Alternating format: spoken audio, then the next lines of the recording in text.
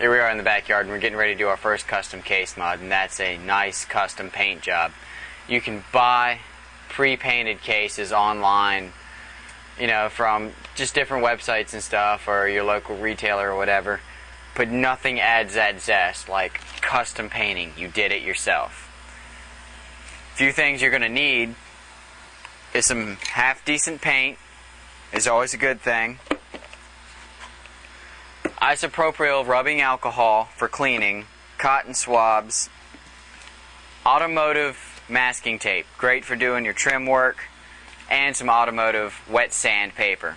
This is 1500 grit. It's really good, makes a nice smooth finish, and it's great for feathering out scratches. Also, not necessary, but you might want to use it as a sanding block. Just saves you a lot of time and a lot of effort. What we've got right here is a factory side panel, and we're going to go ahead and paint this thing up. First thing, sand it down. So, got it all nice and sanded down smooth. What a lot of you might not know, and a lot of you might know, oil from your hands will affect how the paint adheres to the surface. That's what you got your alcohol for. Get your cotton swabs out. Get you a good amount of alcohol on there, and just wipe her right back down. So now that we got her all cleaned off, you're ready to paint. Take your base coat. In this case, we're painting this one a nice gloss black. And just make some nice, smooth, even passes. Multiple coats are highly recommended. It'll give you a nice sheen. Make sure you sand between coats. That way you can prevent your paint job from looking like an orange peel.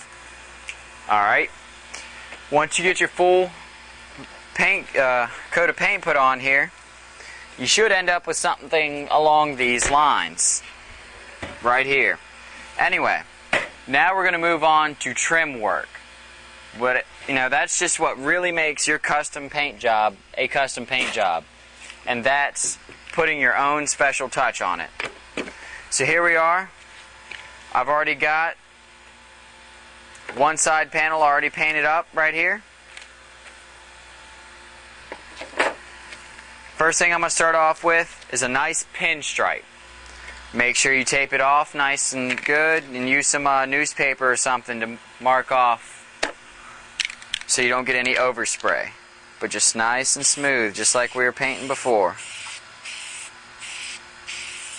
Every time you put a new coat of paint on, make sure you sand it down so you don't get that orange peel effect.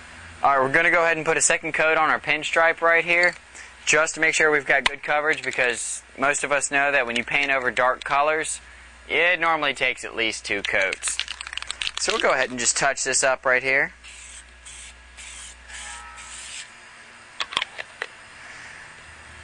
Give that a couple minutes to dry off real good, and we'll move on to our next step, and that, in this case, is our logo.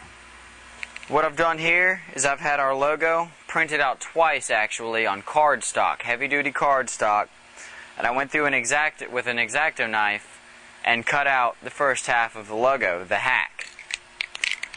And I'm just going to take a nice gloss white, and I'm just going to ghost the paint on there. I don't want a nice thick coat. Just want a nice ghosting, enough to know that you can see the letters. And there's hack ghosted on there. Alright, now we're down to the final part of this case mod, and that's the last half of the logo. Easy strokes. Once again, we're using a stencil, so it's not an exact science. Alright, here we are with the final unveil after all of our paint is dried. A nice Hack 5 logo with a nice racing stripe across the bottom.